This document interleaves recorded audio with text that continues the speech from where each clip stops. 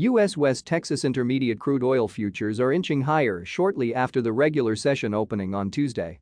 The move is likely being fueled by short covering following yesterday's plunge as traders pared losses as Tropical Storm Beta lost strength near the west coast of the Gulf of Mexico.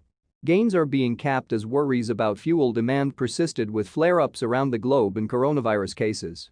At 1300 hours GMT, December WTI crude oil is trading $40.14, up 29 cents or plus 0.73%. The key report today occurs late in the session at 2030 GMT.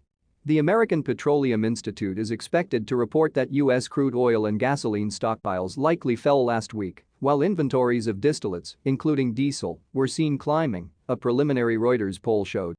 The main trend is down, according to the daily swing chart. However, momentum has been trending higher since the confirmation of last week's closing price reversal bottom on September 9. A trade through $37.11 will signal a resumption of the downtrend. The main trend will change to up on a move through the last main top at $44.33. The minor trend is also down.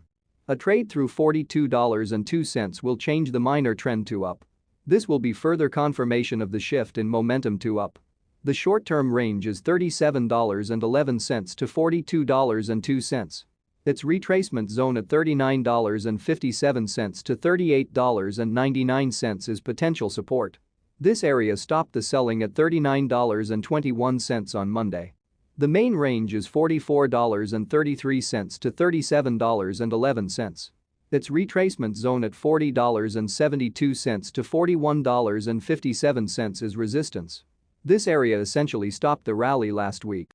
Monday's sell-off wasn't a surprise since the bearish longer-term fundamentals didn't change at all. Therefore, there was nothing to support the rapid price rise.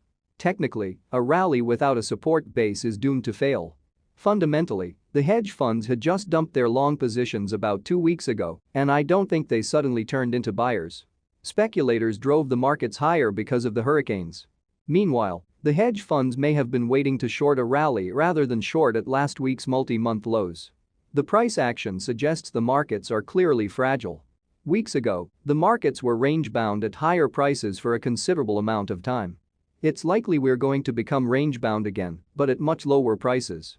The stalling of the economic recovery in Europe could cap gains, but prices could be supported if OPEC decides not to ramp up production.